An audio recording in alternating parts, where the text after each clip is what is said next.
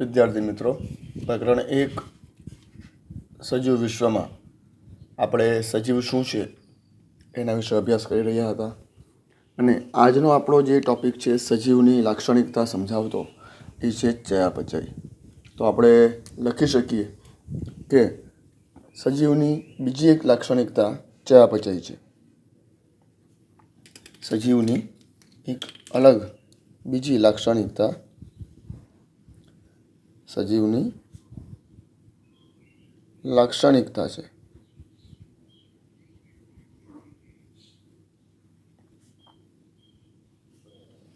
ચયાપચય સજીવની લાક્ષણિકતા છે. એનો અર્થ એ થાય કે જે સજીવ છે એ ચયાપચય દર્શાવે છે.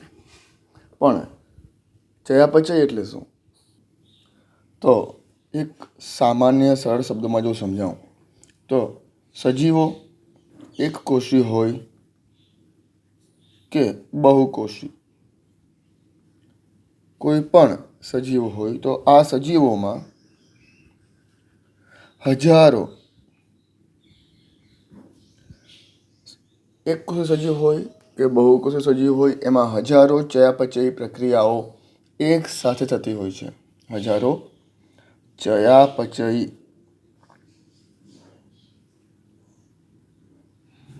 પ્રક્રિયાઓ એક સાથે જોવા મળતી હોય છે.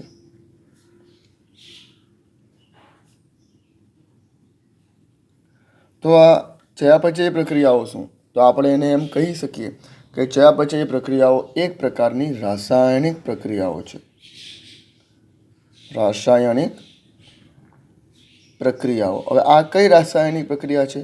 એવી રાસાયણિક પ્રક્રિયાઓ કે જે કોષમાં થતી હોય છે. કોષમાં થતી હોય. કોણ કરે કોષમાં? તો કોષમાં જોવા મળતી વિવિધ અંગિકાઓ દ્વારા આ રાસાયણિક પ્રક્રિયાઓ થતી હોય છે. અને જેને લીધે સજીવ અથવા કોષ જીવંત રહેતો હોય છે, જીવંત રહે છે. બરાબર. તો આપણે આ વ્યાખ્યાને આ રીતે રજૂ કરી શકીએ કે ચયાપચય એટલે શું? તો સજીવના દરેક કોષોમાં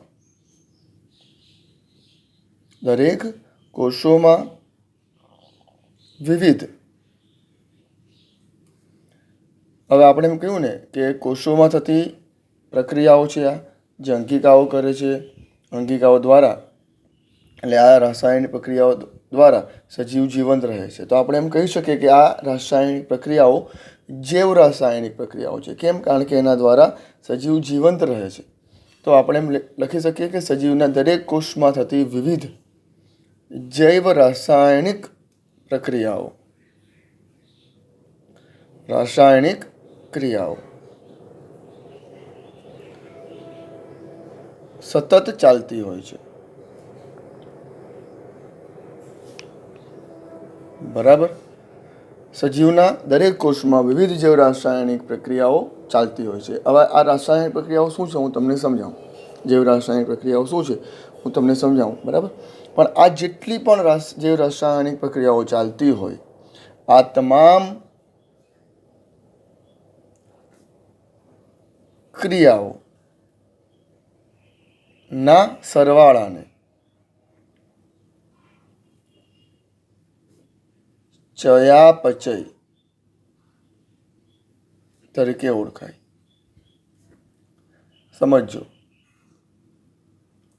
સજીવના કોષમાં થતી વિવિધ જૈવ રાસાયણિક ક્રિયાઓ કે જેની મદદથી સજીવ કોષ અથવા સજીવ જીવંત રહે છે, માટે આપણે એને જૈવ રાસાયણિક ક્રિયાઓ તરીકે ઓળખાવી.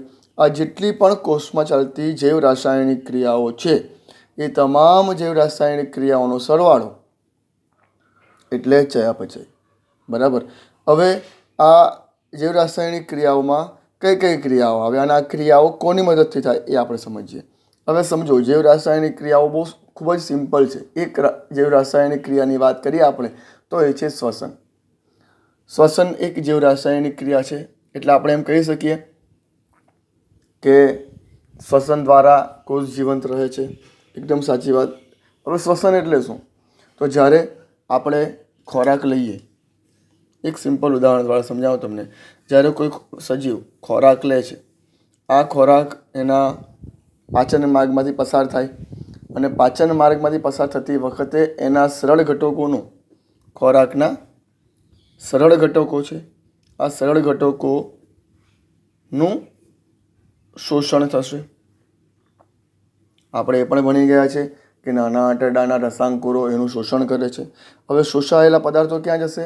તો રસાંકુરોની અંદર રુધિરવાહિનીઓ આવે, લસિકા આવે, એમાં એનું શોષણ થાય. એટલે કે ખોરાકનું રૂપાંતર સરળ ઘટકોમાં થશે અને સરળ ઘટકોનું શોષણ થશે. અને શોષાયેલા સરળ ઘટકો ક્યાં જશે? તો કે રુધિરમાં, લસિકામાં જશે તો પણ એ જ લાસ્ટમાં તો રુધિરમાં જ જવાના. અને આ રુધિરાભિસરણ તંત્ર દ્વારા વિવિધ અંગો અને અંગોમાંથી વિવિધ પેશીઓ અને પેશીઓમાં રહેલા વિવિધ કોષો સુધી પહોંચતી હોય છે. આ એનું લાસ્ટ સ્થળ છે. આપણે એમ કહીએ કે ખોરાકના જે ઘટકો છે એ સીધા કોષમાં પહોંચતા હોય છે. કોષમાં પહોંચ્યા પછી ખોરાકના ઘટકોનું દહન થશે. દહન થશે એટલે કેવી રીતે દહન થાય? તો આપણે જ્યારે શ્વાસ લઈએ તો શ્વાસમાં આપણે ઓક્સિજન વાયુ લઈએ ને આપણને ખબર છે કે કોઈ પણ પદાર્થનું દહન ઓક્સિજન વગર શક્ય નથી. તો કોષની અંદર ખોરાક છે, વાતાવરણમાંથી આપણે ઓક્સિજન લીધો અને ખોરાક પ્લસ ઓક્સિજન ભેગા થશે એટલે કે ઓક્સિજનની મદદથી ખોરાકનું દહન થશે. અને બદલામાં આપણને શું આપે છે? આપણે એ પણ આગળ ચર્ચા કરી ગયા છે. બદલામાં આપણને કોષમાં શું મળે છે? તો કે ઉર્જા ઉત્પન્ન થાય છે. ઉર્જા એટીપી સ્વરૂપે ઉર્જા ઉત્પન્ન થાય છે. અને આ ઉર્જાનો ઉપયોગ કરીને કોષોનું સમારકામ હોય, નવા કોષોનું ઉત્પન્ન થવું હોય, કોષ વિભાજન દ્વારા નવા કોષો બનવા હોય, વગેરે વગેરે જેવી ક્રિયાઓ કોષમાં થતી હોય છે. તો આને આપણે એક રીતે શ્વસનની પ્રક્રિયા તરીકે આપણે એને ઓળખીએ છીએ. તો આ એટીપી ઉત્પન્ન થઈ, એ ખોરાકની મદદથી ઉત્પન્ન થઈ. એટલે આપણે જે ઉર્જા મેળવી એ કોની મદદથી મેળવી? ખોરાકની મદદથી મેળવી. એનો અર્થ એ થાય કે આ એક જીવ રાસાયણિક ક્રિયા છે. જો આ પ્રક્રિયા ન થશે તો કોષમાં થતી બીજી બધી પ્રક્રિયાઓ પર એની અસર થશે. ઉર્જા નથી, ઉર્જા ન હોય તો કોષમાં ચાલતી બીજી ક્રિયાઓ બંધ થઈ જશે. બરાબર? આવી આ એક પ્રક્રિયા હતી જેને આપણે જૈવ રાસાયણિક ક્રિયાઓ કહીએ છીએ. આ એક હતી શ્વસન. આવી તો ઘણી બધી જૈવ રાસાયણિક ક્રિયાઓ શરીરમાં થતી હોય છે, કોષમાં થતી હોય છે. અને આ તમામ જૈવ રાસાયણિક ક્રિયાઓનો સરવાળો એટલે જ ચયાપચય. હવે તમને થતું હશે કે શું ફક્ત ઉર્જા ઉત્પન્ન કરવી એ જ એક જૈવ રાસાયણિક ક્રિયાઓ છે? તો કે ના. જ્યારે કોષ એમની કાર્યક્ષમતા ગુમાવી દે, એટલે કે કોષ ધીરે ધીરે કરતાં વૃદ્ધ થવા માંડે, ત્યારે કોષ મૃત્યુ પણ પામે. તો મૃત્યુ પામે તે સમયે કોષના ઘટકોનું વિઘટન થઈ જશે. કોષમાં રહેલા ઘટકો એક કોષમાંથી બીજા કોષમાં જતા રહેશે અને કોષ ધીરે ધીરે નિષ્ક્રિય બનીને મૃત્યુ પામશે. તો એ પણ એક પ્રકારની ચયાપચયી પ્રક્રિયા કહેવાય. જુઓ, ચયાપચયને જો આપણે વહેંચવું હોય, ચયાપચય જો આપણે એને વહેંચવું હોય બે ભાગમાં, તો આપણે એને બે ભાગમાં વહેંચી શકીએ. ચય ક્રિયાઓ અને બીજું છે અપચય ક્રિયા. હવે ચય ક્રિયાઓ એટલે શું? ચય ક્રિયાઓ એટલે કે જેમાં વૃદ્ધિ થશે, જેમાં ઉર્જા ઉત્પન્ન થશે. આની અંદર આપણે લખીએ કે એમાં વૃદ્ધિ થવી. બરાબર? અને અપચય ક્રિયાઓ એટલે આપણે ટૂંકમાં લખવું તો લખી શકાય કે એમાં વિઘટન થવું. એટલે વૃદ્ધિથી લઈને વિઘટન દરમિયાન જેટલી પણ ક્રિયાઓ આવે છે એ બધી જ ચય અપચય પ્રક્રિયાઓમાં આવે છે. ચયાપચય એને સંયુક્ત રીતે આપણે શું કહીશું? ચયાપચય. તો આ ચયાપચય પ્રક્રિયાઓ એટલે કે શરીરમાં કોષમાં ચાલતી જૈવ રાસાયણિક ક્રિયાઓ જેની મદદથી સજીવ જીવંત રહે છે. સજીવમાં ચાલતી તમામ ક્રિયાઓ આની મદદથી જ થાય છે. બીજી એક મહત્વની વાત કરીએ આપણે કે આપણે એને રાસાયણિક પ્રક્રિયા કેમ કહી? પહેલી વાત તો અમારે તમને આગળ કહેવાનું હતું, ભલે આપણે હવે સમજીએ. મેં તમને એમ કહ્યું કે આ એક જૈવ રાસાયણિક ક્રિયા છે. ચયાપચય કેવી પ્રક્રિયા છે? એક જૈવ રાસાયણિક ક્રિયા. ચાલો, જૈવ તો સમજ પડી ગઈ કે એનાથી કોષ જીવંત રહે છે, તો પછી એને રાસાયણિક ક્રિયાઓ કેમ કહ્યું? બરાબર, આ એક જૈવિક ક્રિયાઓ કેમ નહીં કહ્યું આપણે? જૈવ રાસાયણિક ક્રિયાઓ કેમ કહ્યું? તો એના વિશે આપણે સમજીએ. તો કે સજીવની વાત કરીએ આપણે, તો સજીવ વિવિધ રસાયણોનો બનેલો છે. વિવિધ રસાયણો ના બનેલા હોય દરેક સજીવ, એમાં રસાયણોનો ભરપૂર જથ્થો હોય છે. તો એ કયા કયા રસાયણોની આપણે વાત કરીએ તો યાદ રાખજો, પ્રોટીન એક રાસાયણિક પદાર્થ છે. હવે પ્રોટીનની વાત કરીએ તો ઉત્સેચક અને અંતઃસ્ત્રાવ પણ એમાં જ આવી જાય, પણ આપણે અલગથી લખીએ છીએ. ઉત્સેચકો, અંતઃસ્ત્રાવો, ત્યાર પછી ક્ષારો, પોષક તત્વો. બરાબર, આપણે બીજા જો સરળ ઘટકોમાં રૂપાંતર પામેલા પદાર્થોની વાત કરીએ તો એમિનો એસિડ, ન્યુક્લિક એસિડ,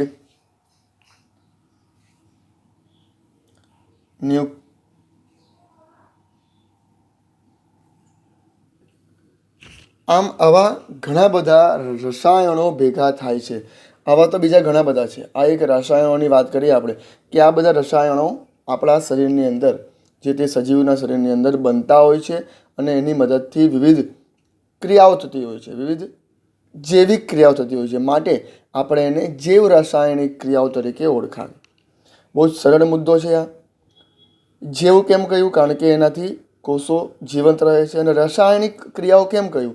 કારણ કે એની અંદર વિવિધ રસાયણોનો ઉપયોગ થાય છે. એ રસાયણો એટલે આ પ્રોટીન, ઉત્સેચકો, અંતઃસ્ત્રાવો, ક્ષારો, પોષક તત્વો, એમિનો એસિડ, ન્યુક્લિક એસિડ, આવા ઘણા બધા વગેરે જેવા ઘણા બધા પદાર્થોનો સમાવેશ આપણા કોષની અંદર થતો હોય છે. આપણે પાણી લઈએ તો પાણી પણ એક પ્રકારનું રસાયણ જ છે. એ બે પ્રકારના તત્વો દ્વારા જ બનતું હોય છે.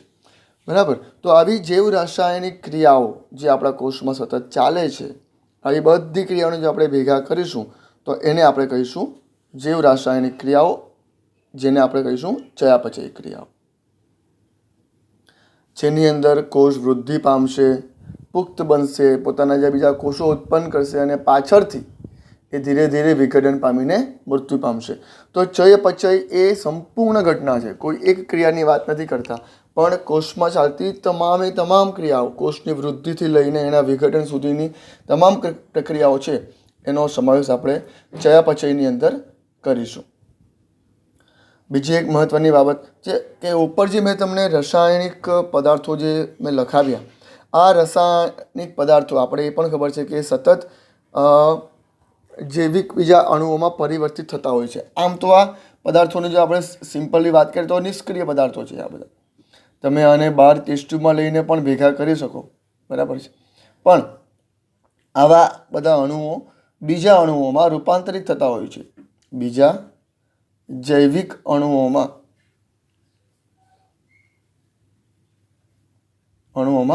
એવો પરિવર્તિત થતા હોય છે.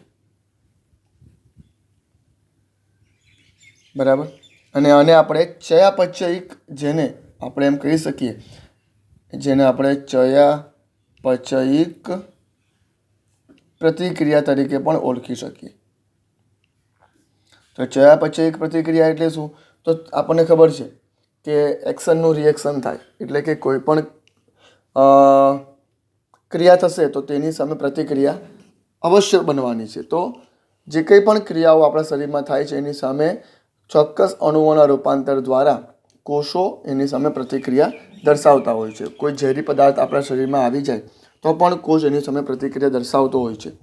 આવી એક સિમ્પલ વાત આપણે કરીએ હાલમાં કે આવા અણુઓ છે. આ બધા જૈવિક અણુઓ જ કહેવાય. આમ તો પ્રોટીન, ઉત્સેચકો, અંતઃસ્ત્રાવો એ બધા જૈવિક અણુઓમાં આવે, પણ બીજા એવા ઘટકો છે કે જેઓનું રૂપાંતર આવા અણુઓમાં થતું હોય છે, જેને આપણે ચયાપચયિક પ્રતિક્રિયા તરીકે ઓળખીશું. એટલે કે જીવંત રહેવા માટે આવા ઘટકોનું રૂપાંતર સતત થતું રહે છે. ચાલો, હવે બીજી એક મહત્ત્વની વાત કરીએ આપણે કે શું ફક્ત ચયાપચયને સજીવની મુખ્ય લાક્ષણિકતા તરીકે ગણી શકાય. આપણે એમ કહી શકીએ કે જે ચયાપચય દર્શાવે એ સજીવ છે, એમ આપણે સીધું ખાલી એટલું કહી શકીએ. યાદ કરો, આપણે એમ કહ્યું હતું કે જે સજીવો વૃદ્ધિ પામે જે વૃદ્ધિ પામે એ સજીવ છે. ત્યારે આપણે એની સામે એક ઉદાહરણ જોયું હતું કે રેતીના ઢગલા પણ વૃદ્ધિ પામે છે, તો એ તો સજીવ નથી. ત્યાર પછી આપણે એમ પણ કહ્યું હતું કે શું ફક્ત પ્રજનન કરે એ જ સજીવ છે. ત્યારે આપણે એ પણ ઉદાહરણ જોયું હતું કે કેટલાક સજીવો એવા છે, જેમ કે વંધ્ય કામદાર માખી, ખચ્ચર, વંધ્ય મનુષ્ય, એઓ ક્યારેય પ્રજનન કરી શકતા નથી. તો શું એવો સજીવ નથી? બરાબર. એવી જ રીતે એક પ્રશ્ન તમને પૂછું છું કે શું ફક્ત ચયાપચય પ્રક્રિયાઓને આપણે સજીવની લાક્ષણિકતા ગણી શકીએ? બરાબર. તો કે ના, ફક્ત ચયાપચયને આપણે સજીવની લાક્ષણિકતા ગણી શકતા નથી. કેમ નથી ગણી શકતા એ હું તમને સમજાવું. સમજો, મેં તમને આગળ પણ કહ્યું કે આ બધા રાસાયણિક પદાર્થો છે. આ રાસાયણિક પદાર્થોને તમે કોષની બહાર કોઈ ટેસ્ટ ટ્યુબની અંદર લો તો પણ આ પદાર્થો ભેગા થઈને કોઈને કોઈ, ધારો કે ટેસ્ટ ટ્યુબ હું લઉં, ટેસ્ટ ટ્યુબની અંદર આ બધા પદાર્થો એડ કરું અને ચોક્કસ રાસાયણિક પ્રક્રિયા કરાવું તો શું આપણે આને એમ કહી શકીએ કે આ ટેસ્ટ ટ્યુબ જીવંત છે? ના, ટેસ્ટ ટ્યુબ જીવંત નથી. કેમ નથી? ભાઈ, અંદર તો રાસાયણિક પ્રક્રિયા થઈ ને, જૈવિક અણુઓનો ઉપયોગ કર્યો આપણે અને જૈવ રાસાયણિક પ્રક્રિયા અંદર થઈ, તો પછી એ ટેસ્ટ ટ્યુબ જીવંત કેમ નથી? બરાબર. કારણ કે આ બધા રસાયણો છે. આ રસાયણોનું રૂપાંતર જૈવિક અણુઓમાં ક્યારે થશે? કોષની અંદર. કોષની બહાર આ જે કંઈ પણ ચયાપચય પ્રક્રિયાઓ થાય છે એ બધી નિર્જીવ છે. આપણે એને નિર્જીવ જ ગણીશું, કારણ કે ટેસ્ટ ટ્યુબમાં થતી પ્રક્રિયા છે. ટેસ્ટ ટ્યુબમાં થતી પ્રક્રિયા દ્વારા કંઈ ટેસ્ટ ટ્યુબની વૃદ્ધિ થતી નથી. બરાબર. શું ટેસ્ટ ટ્યુબનું કદ વધશે? શું ટેસ્ટ ટ્યુબ એના જેવી બીજી ટેસ્ટ ટ્યુબ ઉત્પન્ન કરી શકશે? આ રાસાયણિક પ્રક્રિયાઓ ભલે અંદર થતી હોય તેમ છતાં પણ શું ટેસ્ટ ટ્યુબ જે સજીવ કોષમાં પ્રક્રિયા થતી છે, શું એ પ્રક્રિયા ટેસ્ટ ટ્યુબમાં થઈ શકે? જુઓ, બાજુમાં એક હું કોષની આકૃતિ પાડું. આ કોષ છે. કોષમાં પણ આ બધી રાસાયણિક પ્રક્રિયાઓ થતી હોય છે, પણ એનાથી કોષ વૃદ્ધિ પામે છે. એક કોષમાંથી 2, 2માંથી 4, આમ કોષો વૃદ્ધિ પામીને નવા કોષો બનશે. પછી કોષનું કદ પણ વધે છે, એ આપણને ખબર છે. બરાબર. પણ શું ટેસ્ટ ટ્યુબમાં આવી કોઈ ઘટના થાય છે? ટેસ્ટ ટ્યુબનું કદ વધે છે? નહીં થતું ને? બરાબર. તો આપણે ફક્ત ચયાપચયને આપણે જીવંત પ્રક્રિયા તરીકે, એટલે કે સજીવની મુખ્ય લાક્ષણિકતા તરીકે આપણે એને ગણી શકતા નથી. એની સાથે આપણે વૃદ્ધિ, પ્રજનન જેવી બીજી લાક્ષણિકતાઓને પણ સમાવેશ કરવી પડે. માટે એક સેન્ટેન્સ કહ્યું છે કે સજીવના દેહનું કોષીય આયોજન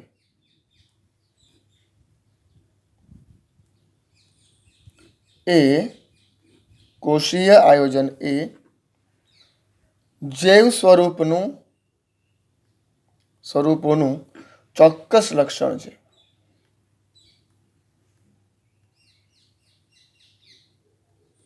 દેહની અંદર, સજીવના શરીરની અંદર જે કોષોનું આયોજન કરેલું છે, કોષો ભેગા મળીને પેશી બને અને પેશી દ્વારા અંગોનું નિર્માણ, આ જે વ્યવસ્થિત રીતે જે ગોઠવણ થયેલી છે આખા શરીરની અંદર, એ એક જૈવ સ્વરૂપનું ચોક્કસ લક્ષણ છે. આવું બીજા કોઈ નિર્જીવ પદાર્થમાં જોવા મળતું નથી. અને જેની અંદર આવા કોષીય આયોજનને પરિણામે જ કોષ વિવિધ જૈવ રાસાયણિક ક્રિયાઓ કરે છે, કોષ વિવિધ ચયાપચય પ્રક્રિયાઓ કરે છે, એમ આપણે કહી શકીએ. એટલે આજે આપણે જોયું ચયાપચય પ્રક્રિયાઓ, જે સજીવની એક બીજી મહત્વની લાક્ષણિકતાઓ છે.